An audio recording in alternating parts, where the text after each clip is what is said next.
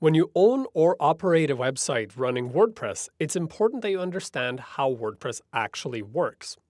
It's one thing to understand how you can use the web interface of WordPress to manage content, but it's also important to understand the inner workings of WordPress itself, both how the application works and also how it communicates with a database and other files. What you see here on the screen is WordPress. On the left-hand side is the application itself. It consists of a series of files that usually are prefixed with WP- and then something, and then three main folders: WP admin, WP content, and WP includes. On the right-hand side, you have the WordPress database. Now, when I set up my WordPress installation on this computer, I used WP_ as the prefix for my database tables. If you changed your database tables to something else, you'll see that prefix instead. So when you access WordPress on your server, you're actually running this piece of software that you see here on the right-hand side. The software has several different components. It's the main application, and within the main application, you have an admin panel. You have all your content, which includes your plugins, your themes, your upgrades, and also any uploads, so all the images that you sent up to your site are stored here.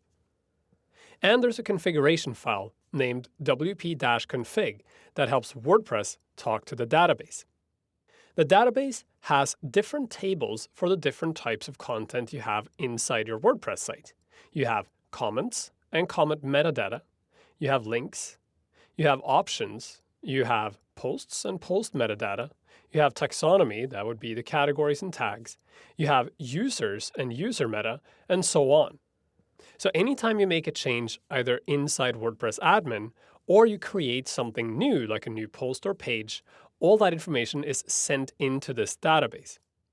Now that you see there's a clear separation here between WordPress the application and the database that contains all of your settings and information, it should become clear that WordPress itself has nothing to do with the information you enter into WordPress.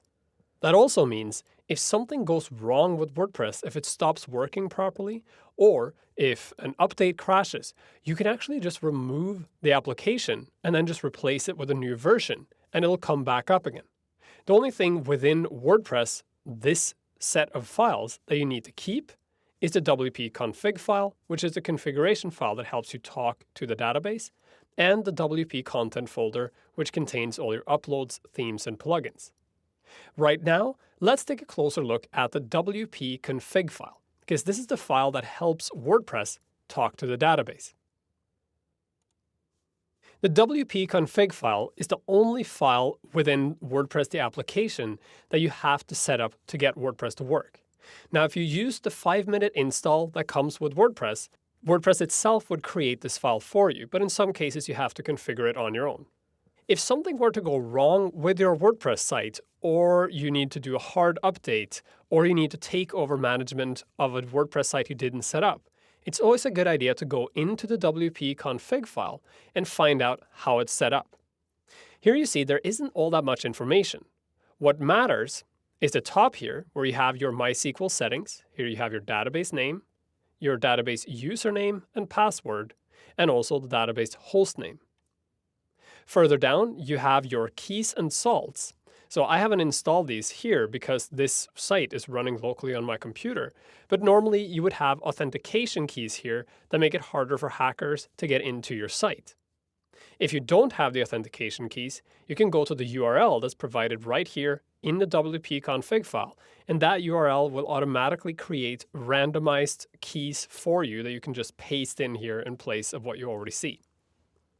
Scrolling down, there's a couple of extra interesting tidbits. Here you have the table prefix. When you set up WordPress, you defined a table prefix, but you can also define it here within the config file.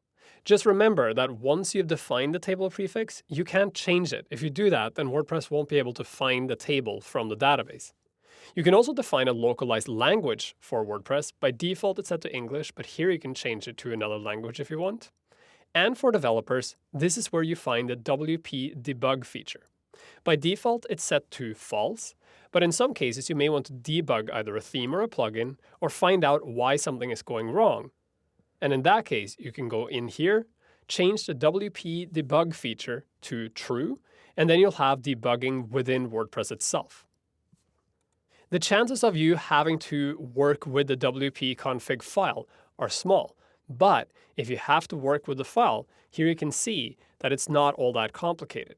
Just like with everything else in WordPress, everything is spelled out very clearly, all the functions are semantic and easy to understand, and whenever there's something complex, there's comments within the file itself to explain to you what is needed and how this usually works. So now that you understand how WordPress works, we'll take a look at how we can use that knowledge to configure components within WordPress.